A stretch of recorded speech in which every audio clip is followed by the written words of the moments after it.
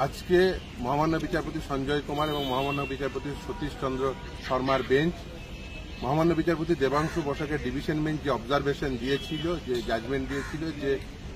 কলকাতা হাইকোর্টের জাজমেন্টটি সুপ্রিম কোর্টের জাজমেন্টের সঙ্গে মার্জ হয়ে গেছে, তাই কন্টেম বিষয়টি সুপ্রিম কোর্টই শুনবে, অর্থাৎ পয়সা ফেরত, ওএমআর শিট পাবলিকেশন, এই বিষয়গুলো সুপ্রিম কোর্ট শুনবে কন্টেম্প পিটিশনে। কিন্তু আমরা সেটাকে চ্যালেঞ্জ করে যে লক্ষ্মী টুঙ্গা যে এসএলপি ফাইল করেছিল সেই এসএলপিটি আজকে অ্যাডমিট করেছেন এবং জাজ মহামান্য বিচারপতিদ্বয়ের প্রাথমিক ভিউজ হচ্ছে যে ওএমআর শিট এখনো পাবলিশড হয়নি এবং এই ডাইরেকশনটি ছিল কলকাতা হাইকোর্টের,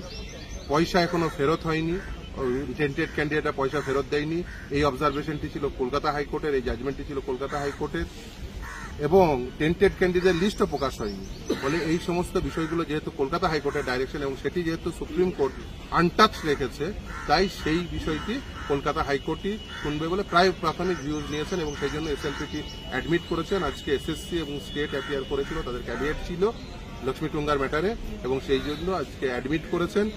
4 সপ্তাহ পরে রেখেছেন। কিন্তু আদালতের প্রাথমিক ভিউজ হচ্ছে যে এটা কলকাতা হাইকোর্টই শুনবেন এবং কলকাতা হাইকোর্টে যেহেতু এই নির্দেশগুলো সুপ্রিম কোর্ট আনটাচ রেখেছে, তাই এখনো কেন তারা টেন্টেড ক্যান্ডিডেটের কাছ থেকে পয়সা ফেরত নেয়নি, কেন ওএমআর শিট পাবলিশ করেনি, কেন এখনো পর্যন্ত এই যে টেন্টেড ক্যান্ডিডেট লিস্ট প্রকাশ হয়নি, এই বিষয়গুলো কলকাতা হাইকোর্টের শোনা উচিত বলে মনে করছেন। তাই এসএলপিটি অ্যাডমিট করেছেন, 4 সপ্তাহ পরে সমস্ত পার্টিজদের নোটিশ দিয়ে ম্যাটারটি পরবর্তী শুনানির জন্য আসবে, অর্থাৎ 4 সপ্তাহ পরে লক্ষ্মী টুঙ্গা ম্যাটারটি আবার শুনানি হবে। কিন্তু প্রাথমিক ভিউজ হচ্ছে যে কলকাতা হাইকোর্টে এই পোর্শনটা শুনবে, সেই জন্য এসএলপিটি অ্যাডমিট করেছে।